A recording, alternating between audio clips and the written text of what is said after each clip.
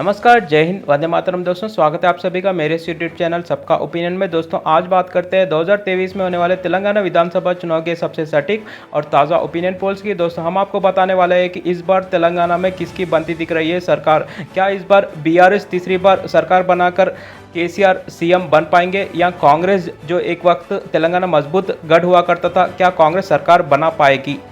यहाँ तो दोस्तों, क्या भाजपा इस बार तेलंगाना में कुछ अजूबा कर दिखाएगी। दोस्तों, हम आपको बताने वाले हैं, हमारी सटीक ओपिनियन पोल्स में बने रहना अंत तक। दोस्तों, ओपिनियन पोल्स की शुरुआत करते हैं जनता जनार्दन की जय बोलकर। दोस्तों, सबसे पहले बात करते हैं संगारेड्डी जिले के 5 सीटें के, यहाँ पर बीआरएस को 3 सीट मिलती दिख रही है, वही कांग्रेस को 2 सीट मिलती दिख रही है। यहाँ पर भाजपा को एक भी सीट मिलती नहीं दिख रही है। वही महबूबनगर जिले के 5 सीटें की बात करें तो यहाँ पर भारतीय राष्ट्रीय समिति बीआरएस को 2 सीट और कांग्रेस को 3 सीट मिलती दिख रही है। दोस्तों, अब बात करते हैं खम्मम जिले के 5 सीटें के, यहाँ पर 5 की 5 सीट कांग्रेस के खाते में जाती दिख रही है। वही सिद्दीपेट जिले के 4 सीटें की बात करें तो यहाँ पर कांग्रेस को 1 सीट और भारतीय राष्ट्रीय समिति बीआरएस को 3 सीट मिलती दिख रही है। दोस्तों, अब बात करते हैं कामारेड्डी जिले के 4 सीटें के, तो यहाँ पर कांग्रेस को 3 सीटों का फायदा मिलता है दिख रहा है यहाँ पर। वही बीआरएस को सिर्फ 1 सीट मिलती दिख रही है, यहाँ पर भाजपा को एक भी सीट नहीं मिलती दिख रही है। वही वानापर्ती जिले की 1 सीट यहाँ पर कांग्रेस के खाते में जाती दिख रही है। दोस्तों, अब बात करते हैं भद्राद्री कोत्तागुडम जिले के 5 सीटें के, तो यहाँ पर 5 की 5 सीट कांग्रेस के कब्जे में जाती दिख रही है। कांग्रेस का जबरदस्त जीत यहाँ पर इस जिले में देखने को मिल रहा है। वही हैदराबाद जिले के 15 सीटों की बात करें तो यहाँ पर भारतीय राष्ट्रीय समिति बीआरएस को 4 सीट, भाजपा को 2 सीट मिलती दिख रही है, वही कांग्रेस को 2 सीट और एआईएमआईएम को यहाँ पर 7 सीट मिलती दिख रही है। दोस्तों, अब बात करते हैं रंगारेड्डी जिले के 7 सीटों की, तो यहाँ पर भारतीय राष्ट्रीय समिति बीआरएस को 4 सीट, कांग्रेस को 3 सीट मिलती दिख रही है, वही भाजपा को एक भी सीट मिलती नहीं दिख रही है इस जिले में। वही हनुमाकोंडा जिले के 3 सीटों की बात करें तो पर बीआरएस के खाते में जाती दिख रही है 3 की 3 सीट।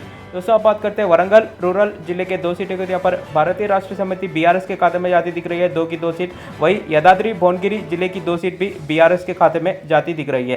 दोस्तों, अब बात करते हैं जनगांव जिले के 3 सीटों के, यहाँ पर भारतीय राष्ट्रीय समिति बीआरएस को 2 सीट मिलती दिख रही है इस जिले में, वही कांग्रेस को 1 सीट मिलती दिख रही है। वही मेदक जिले की 2 सीट भारतीय राष्ट्रीय समिति बीआरएस के ही खाते में जाती दिख रही है।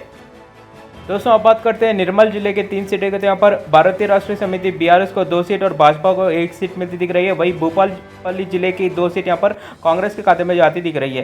दोस्तों, अब बात करते हैं मंचिरियाल जिले के 3 सीटें के, तो यहाँ पर भारतीय राष्ट्रीय समिति बीआरएस को 1 सीट और कांग्रेस को 2 सीट मिलती दिख रही है। वही पेदापल्ली जिले की 3 सीटों की बात की जाए तो यहाँ पर 3 की 3 सीट कांग्रेस के खाते में जाती दिख रही है। दोस्तों, अब बात करते हैं नागर कर्नूल जिले के 4 सीटों के, तो यहाँ पर बीआरएस को 2 सीट और कांग्रेस को 2 सीट मिलती दिख रही है। वही विकाराबाद जिले की 4 सीट यहाँ पर कांग्रेस के ही खाते में जाती दिख रही है, यहाँ पर कांग्रेस का जबरदस्त फायदा मिलता दिख रहा है इस जिले में। दोस्तों, अब बात करते हैं महबूबाबाद जिले के 2 सीटों की, तो यहाँ पर कांग्रेस के खाते में 2 की 2 सीट जाती दिख रही है। वही सिरूरियापेट जिले की 4 सीटों की बात किया जाए पर बीआरएस के खाते में 2 सीट और कांग्रेस के खाते में 2 सीट जाती दिख रही है। दोस्तों, अब बात करते हैं निजामाबाद जिले के 5 सीटें के, तो यहाँ पर भारतीय राष्ट्रीय समिति बीआरएस को 3 सीट मिलती दिख रही है इस जिले में, वही भाजपा को 1 सीट का फायदा मिलता दिख रहा है यहाँ पर और कांग्रेस को 1 सीट मिलती दिख रही है। वही आदिलाबाद जिले के 2 सीटों की बात किया जाए पर भाजपा को 1 सीट और कांग्रेस को 1 सीट मिलती दिख रही है। दोस्तों, अब बात करते हैं करीमनगर जिले के 4 सीटों के, तो यहाँ पर भारतीय राष्ट्रीय समिति बीआरएस को 2 सीट मिलती दिख रही है इस जिले में, वही भाजपा को भी इस जिले में 1 सीट का फायदा मिलता दिख रहा है और कांग्रेस को भी 1 सीट का फायदा मिलता दिख रहा है करीमनगर जिले में। वही जोगलांबा गढ़वाल जिले के 2 सीटों की बात किया जाए पर भारतीय राष्ट्रीय समिति बीआरएस को 1 सीट और भाजपा को 1 सीट मिलती दिख रही है। दोस्तों, अभी तक की सटीक ओपिनियन पोल्स में पूरे 101 सीटों का नतीजा आ चुका है, जिसमें कांग्रेस 46 सीटों के साथ पहले नंबर पर चलती दिख रही है। वही भारतीय राष्ट्रीय समिति बीआरएस 41 सीट जीतकर दूसरे नंबर पर चलती दिख रही है और भाजपा 7 सीट जीतकर तीसरे नंबर पर चलती दिख रही है। दोस्तों, अब बात करते हैं नलगोंडा जिले के 6 सीटों के, यहाँ पर बीआरएस भारतीय राष्ट्रीय समिति को 2 सीट मिलती दिख रही है, वही कांग्रेस को 4 सीटों का फायदा मिलता दिख रहा है इस जिले में। वही कोमराम भीम आसिफाबाद जिले की 2 सीटों की बात करें पर 2 की 2 सीट कांग्रेस के खाते में जाती दिख रही है। दोस्तों, अब बात करते हैं मेडचल मलकाजगिरी जिले के 5 सीटों के, यहाँ पर भारतीय राष्ट्रीय समिति बीआरएस को 4 सीट और कांग्रेस को 1 सीट मिलती दिख रही है इस जिले में। वही राजन्ना सिरसिला जिले के 2 सीटों की बात करें यहाँ पर बीआरएस को 1 सीट और भाजपा को 1 सीट मिलती दिख रही है इस जिले में। दोस्तों, आप बात करते हैं आखिरकार जगित्याल जिले के 3 सीटों के, यहाँ पर बीआरएस को 2 सीट और कांग्रेस को 1 सीट मिलती दिख रही है।